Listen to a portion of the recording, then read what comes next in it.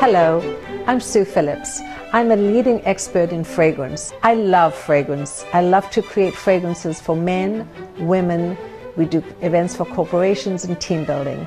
And I love to speak about fragrance and what fragrance says about you and how to build positivity and confidence. Hello and good evening, everybody. Thank you so much for being here tonight. I'm delighted to be part of Manhattan Chamber of Commerce's Marketing Week NYC, and tonight we're going to be exploring fragrance as a marketing and branding tool. I've held senior positions at Elizabeth Arden, Lancome, and Tiffany & Company, where I developed and launched the first Tiffany perfume for women.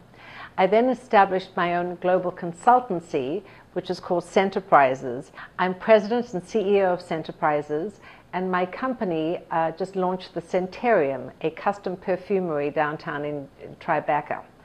I am absolutely delighted to say that we create fragrances for men and women, and we do bridal events and corporate events, and we also are now starting to develop fragrances for corporate branding. I'm passionate about fragrance, and to me, fragrance is more than just spraying at a store. It links memory, emotion, and it's a connection to the consumer.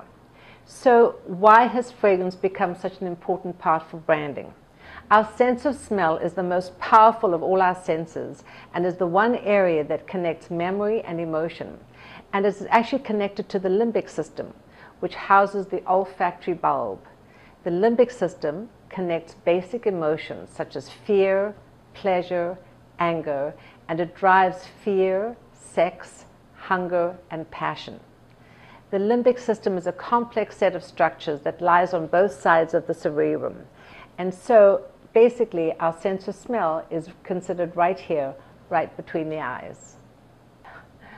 The olfactory bulb transmits smell information from the nose to the brain and is very necessary for a proper sense of smell.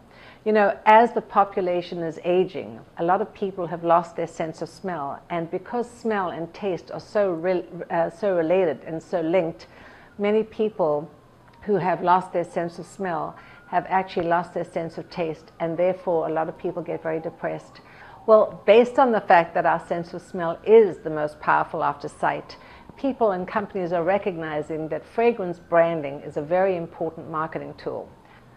As part of Marketing Week NYC, I'd like to just let you know that we're going to be discussing marketing and branding.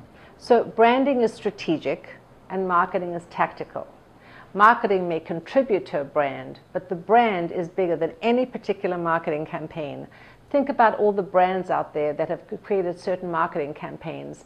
Do you remember every marketing campaign that perhaps Diet Pepsi or some of these big brands have created? No, not necessarily, but we do remember the brand. So it is the marketing that may unearth and convince you to buy a particular product, but it's the brand that will cause you to be a loyal consumer, and then you'll continue to stay with that brand, hopefully for the rest of your life. Marketing unearths and activates buyers, but branding really does create and make loyal consumers.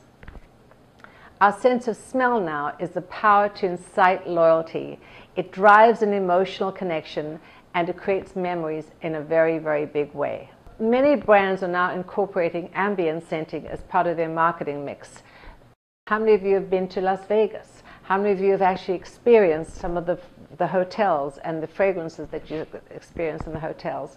Well, ambient scenting is used in so many public places: hotels, spas, casinos, hospitals, resorts, and retail stores. Initially, in the hotels in Las Vegas, ambient scenting, or the fragrance, was used to counteract the smoke odors because of all the smoke that was in the casinos. Well, they realized that people really loved the aromas that they were smelling, and they connected it to the brand. So as a result, many hotels, in almost all of the hotels in Las Vegas, have now used scent as part of their branding mix. So some of the major brands that have incorporated scent branding are Starbucks, Abercrombie & Fitch, the Westin Hotel, and many others. So how do we determine which fragrance is right for a brand? Typically, every brand has its own architecture, its own positioning, its own color scheme, and so on. And we need to really do an in-depth study into the brand architecture to determine which fragrance is right for them. In the fragrance area, we have many, many different fragrance families, but I've narrowed it down to 4 major fragrance families, which would be fresh, all those wonderful citrus notes, the sparkling lemon, the lime, the orange, neroli or bergamot.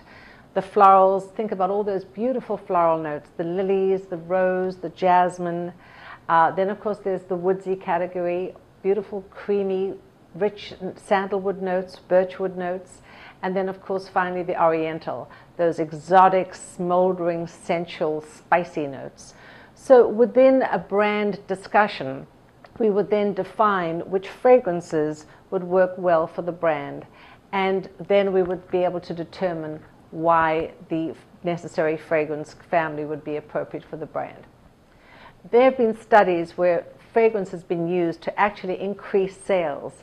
They actually used the scent of chocolate in a Belgian bookstore, and they diffused the fragrance in one area of the bookstore, and in the other area they didn't. But in the first area, they determined that when the scent of chocolate was diffusing in the air, sales of the books in that category rose by 40%, and sales of the other area where the fragrance was not diffused rose by an impressive 20%, just for the fact that people were actually staying in the store longer and reading the book titles.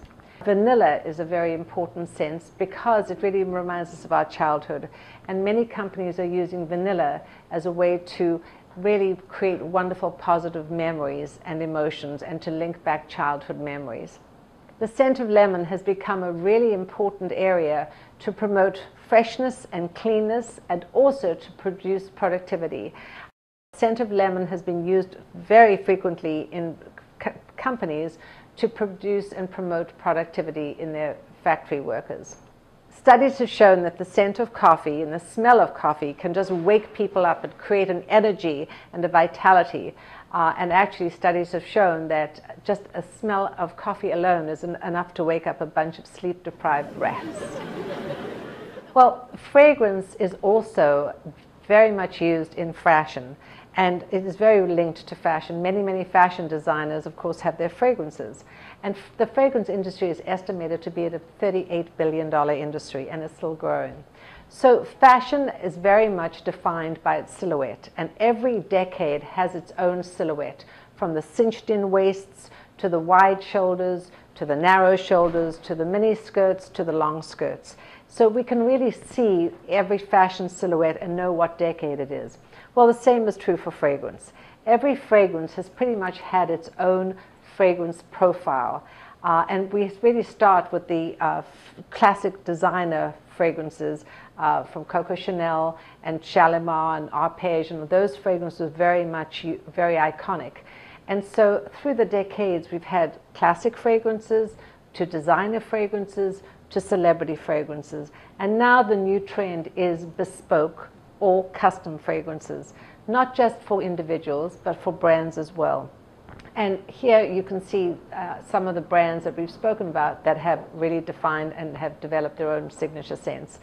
Well, fragrance is now also being used as an art form. Interestingly enough, just a few weeks ago in Paris, they actually had a beautiful scent exhibition where they showed fragrance as an art form at the Palais Royal. So fragrance is not just a commercial venture, but it is also used for signature scents, for people, for brands. And I urge you to really explore your sense of smell. I like to say to people, smell well and smell often, because our sense of smell is just a muscle. The more you smell, the more you use it, the more you'll gain pleasure. And the truth of the matter is that without our sense of smell, we really will not have much pleasure, because sense of smell is so related, as I had mentioned, to memory and taste and emotion. So I invite you all to come up to our display and to explore some of the beautiful fragrances that we've brought for you tonight, the fresh, the floral, the woodsy, and the oriental. And if you at all would like to think about a custom fragrance for yourself or your brand, we would love to work with you and we'd love to help you. So thank you so much. Thank you, Manhattan Chamber of Commerce, and thank you all for attending. It's been a joy to speak to you.